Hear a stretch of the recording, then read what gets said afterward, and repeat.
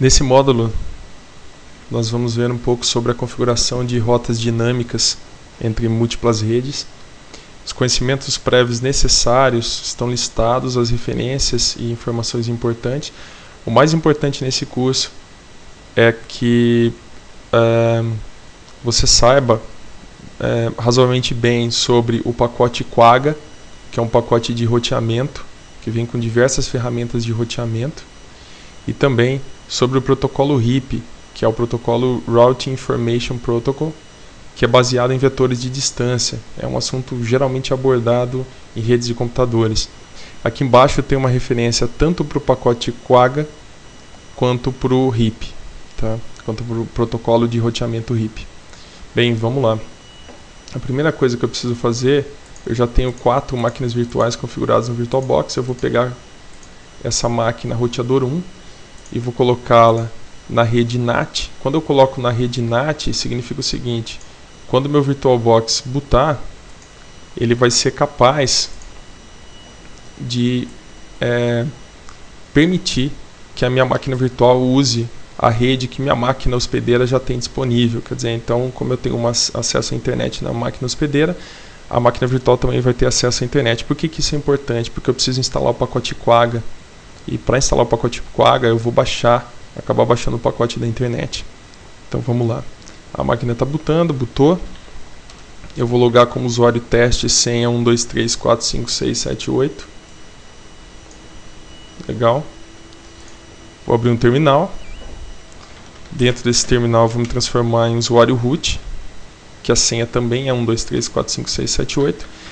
E aqui no Arch Linux eu posso dar um pacman -syu, e esse pacman ele é um gerenciador de pacotes que vai atualizar para mim eventuais pacotes que eu preciso atualizar. No momento não tem nenhum que eu preciso atualizar, mas tem um que eu preciso instalar, que é o Quagga. Então para isso eu faço um pacman -s maiúsculo Quagga. Ele vai baixar para mim o pacote. Como já existe o pacote na minha máquina, ele fala que ele vai reinstalar, mas no caso eu vou instalar só para vocês olharem. Então eu acabei de instalar o pacote. Eu preciso fazer isso nos 2 roteadores.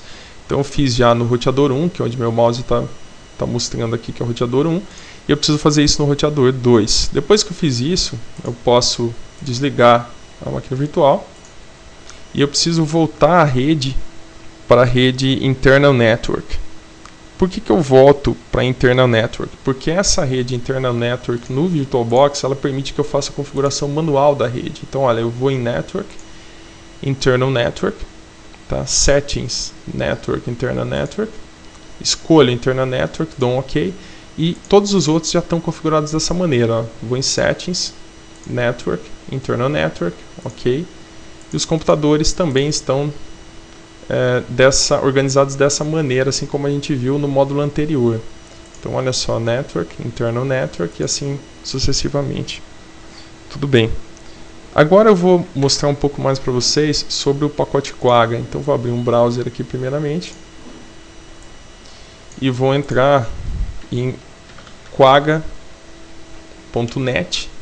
e de quagga.net ele me joga para esse site aqui, que já cai num about sobre o Quagga, quer dizer, o que significa o Quagga, né? Para que ele serve. O Quagga, então, é um suite de ferramentas para roteamento que oferece implementação para diversos protocolos de roteamento que a gente costuma ver na disciplina de redes e computadores. Os mais famosos aqui são o SPF e o RIP, tá? E o BGP, lógico. No nosso caso, a gente vai usar esse protocolo RIP, então, para a configuração do nosso roteamento dinâmico, que de fato é o mais comum para redes de até médio porte. Tudo bem. Esse pacote Quagga ele depende de um outro pacote chamado Zebra. O Zebra ele atua como uma camada de abstração e por cima dele nós vamos rodar o RIPD, ou seja, o Zebra oferece um suporte para que funcione o protocolo de roteamento RIPD por cima dele. Então eu vou precisar startar tanto o Zebra quanto o RIPD. Há muito mais informação disponível nesse site. Eu sugiro que vocês deem uma olhada quando possível. Tudo bem, então vamos começar da seguinte maneira. Eu vou botar os 2 roteadores. Então vamos começar aqui iniciando os 2 roteadores. Iniciando os 2. Vamos lá.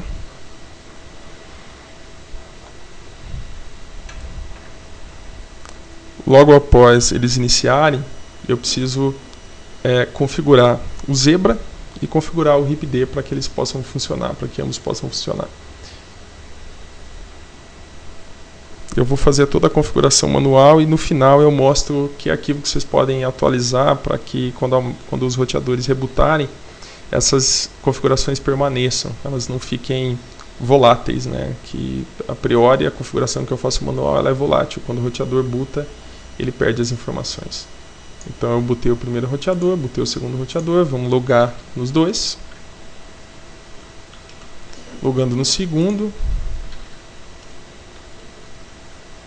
Loguei no segundo.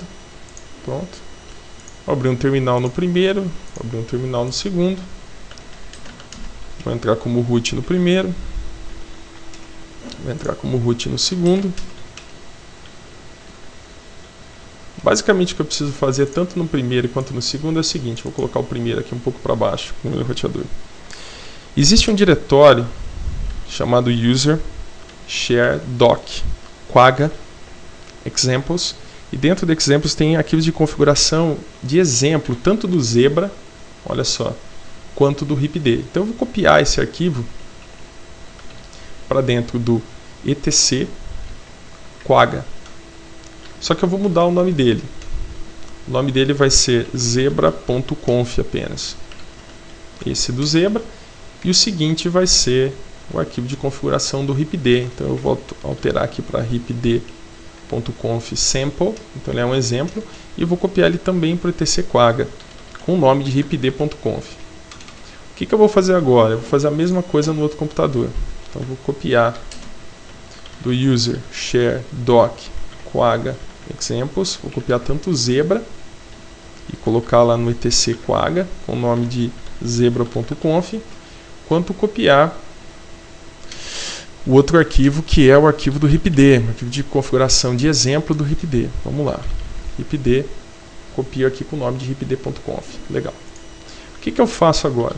Agora eu entro, vou no primeiro roteador, entro em etc quagga Zebra. A única coisa que eu vou fazer aqui é alterar uma linha.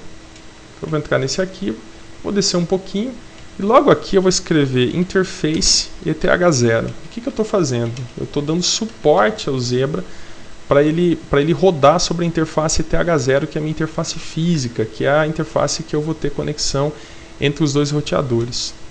Faço a mesma coisa no outro roteador. Então vou no outro roteador, etc quagga zebra.conf. Venho logo depois dessa linha multicast, ou pode ser antes, não tem problema, e coloco interface ETH0 e também sai, assim como tinha feito no outro roteador.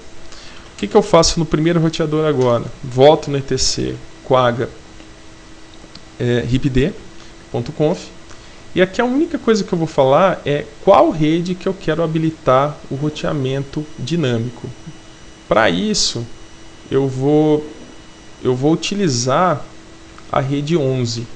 Então eu vou ter uma rede 11 na placa interface ETH0, e essa rede 11 é a que permite a comunicação direta entre o roteador 1 e o roteador 2. Então eu salvo esse arquivo e saio. Faço a mesma coisa no segundo roteador. Então vou no segundo roteador em etc quagga hipd, e daí eu descomento essa linha dizendo o seguinte: olha, sobre a interface ETH0 haverá uma rede 11 e o HipD roda em cima dessa rede 11 e comunicará com eventuais roteadores que estão nessa rede 11 para trocar informações. Saio daqui. O que eu preciso fazer agora? No módulo anterior, nós aprendemos a configurar rotas estáticas e vamos usar o mesmo modelo que usamos no módulo anterior. O modelo do módulo anterior, deixa eu retornar aqui, é esse modelo aqui. Então eu tenho primeiramente dois roteadores, eles diretamente têm uma conexão via rede 11. Desse lado aqui o roteador 1 tem uma interface com endereço 192.168 para essa rede, e esse roteador 2 uma interface com endereço 10 para essa rede aqui desse outro lado. Então o que nós vamos fazer agora basicamente é o seguinte, é configurar esses dois roteadores. Então o primeiro roteador eu vou definir que ele tem o endereço 11.0.0.1 conforme a figura anterior, 11.0.0.1. E ele vai ter também um endereço virtual para essa rede 192.168.0.1. Então ele vai ter um endereço para uma interface virtual 192.168.0.1, assim como vimos no módulo anterior. Tudo bem. O que eu faço agora no segundo roteador? A mesma coisa. Faço um ifconfig eth0. O endereço é 11.0.0.2 e ele tem uma outra rede por detrás dele, que é uma rede que eu estou usando uma interface virtual aqui para configurar, já expliquei isso melhor no outro módulo, que vai ter o endereço 10.0.0.1. Legal. Então o que eu faço agora em seguida?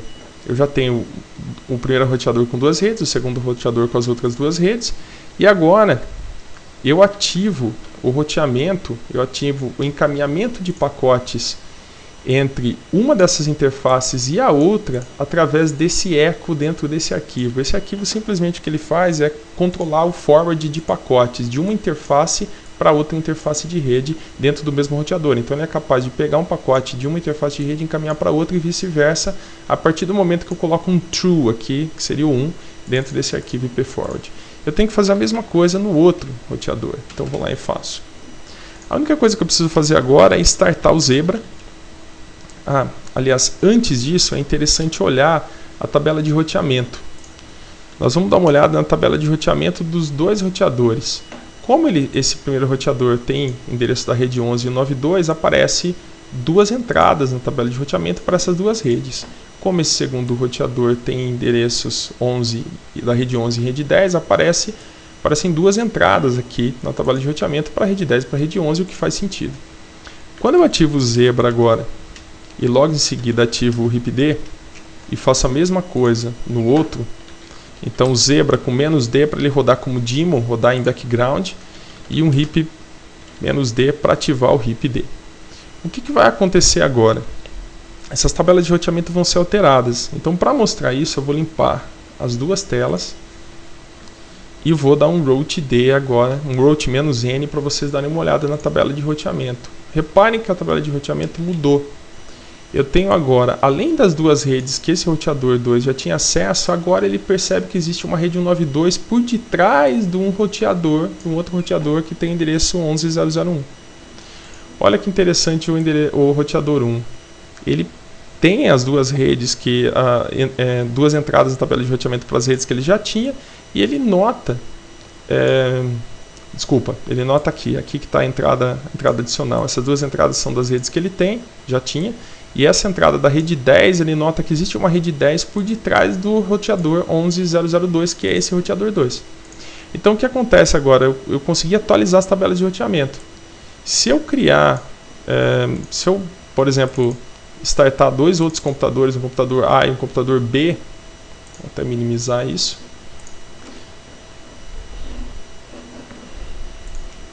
Eu posso colocar o computador A por detrás do roteador 1. Então eu vou colocar o roteador 1 aqui e o roteador 2 aqui. Esse aqui é o computador A e o computador B está aqui. O que eu vou fazer? Eu vou colocar o computador A em contato direto, olha só aqui pela figura, o computador A em contato direto com o roteador 1, o computador B em contato direto com o roteador 2. Então eu preciso configurar o computador A com esse endereço e com o gateway default dele para esse endereço, e o computador B com esse endereço e o gateway default dele para esse endereço. E depois eu vou tentar pingar o computador B, ou o computador B pingar o computador A, ou vice-versa, só para testar. Então eu vou fazer o seguinte, vou pegar o computador A, vou logar nele. Essas configurações nós já fizemos no módulo anterior, mas é interessante refazer só para vocês darem uma olhada. Então vamos lá. Então eu vou pegar o primeiro computador, que é o computador A, abrir um terminal nele, transformar em usuário root. E a única coisa que eu faço é falar, olha, o endereço da placa de rede desse computador é 192.168.0.2 e o roteamento default dele, quer dizer, o gateway dele é 192.168.0.1. Quer dizer, se ele não souber para quem encaminha pacote, ele encaminha para o roteador 1, que é esse cara aqui. Legal. Agora eu vou no computador B, também me transformo em root e faço um ifconfig configurando a rede dele para 10.0.0.2. Se eu não me engano, a rede é essa. Acho que é essa mesmo. E adiciono aqui um gateway também 10001, então ele não sabe para quem encaminhar pacote, ele encaminha para o 10001, que é esse roteador aqui. Deixa eu ter certeza disso. Encaminha para isso, então esse encaminha para esse, tá certo. O que acontece agora? Os dois roteadores já se enxergam, então eu poderia, a partir desse computador aqui, pingar um computador que está na outra rede, que seria um 926802, que é o computador A. Vamos pingar para dar uma olhada, olha lá. Ele já está respondendo justamente porque existe uma rota, tá? Legal. Então agora eu tenho uma configuração já onde esse computador consegue via esse roteador chegar nesse roteador e chegar nesse computador e vice-versa. Esse computador chega nesse roteador, que chega nesse roteador e daí encaminha o pacote, por exemplo, para esse outro computador A. Tudo bem. Para eu tornar essas configurações fixas, essas configurações aqui de rede, existe já um módulo que nós vimos anteriormente, que tanto para o computador A quanto para o computador B, essas configurações já foram tratadas no módulo 1 desse curso de administração de redes. Quanto ao roteamento, o que eu faço? As configurações das redes de ambos os roteadores também foram tratadas no módulo 1. Só que esse fato de startar, de dar início ao Zebra e ao RIPD e a esse eco, o que eu posso fazer? Eu posso pegar esse eco, copiar, entrar dentro do arquivo etcrc.local. Esse arquivo é um arquivo de script que ele é iniciado toda vez que a máquina bootar. Então o que eu posso fazer aqui nele? Eu posso colocar uma linha para esse eco, colocar um Zebra -D e em seguida um RIPD -D. Tem outras formas de fazer isso. Eu estou fazendo de uma forma bem genérica aqui que vai funcionar em qualquer sistema Linux. Então se você fizer isso no roteador, esse aqui, lembrando, é o roteador 1. Se eu fizer isso aqui tanto no roteador 1 quanto no roteador 2 e salvar, quando os roteadores rebootarem, eles vão ter as configurações e vão ser capazes de se reconhecer e configurar automaticamente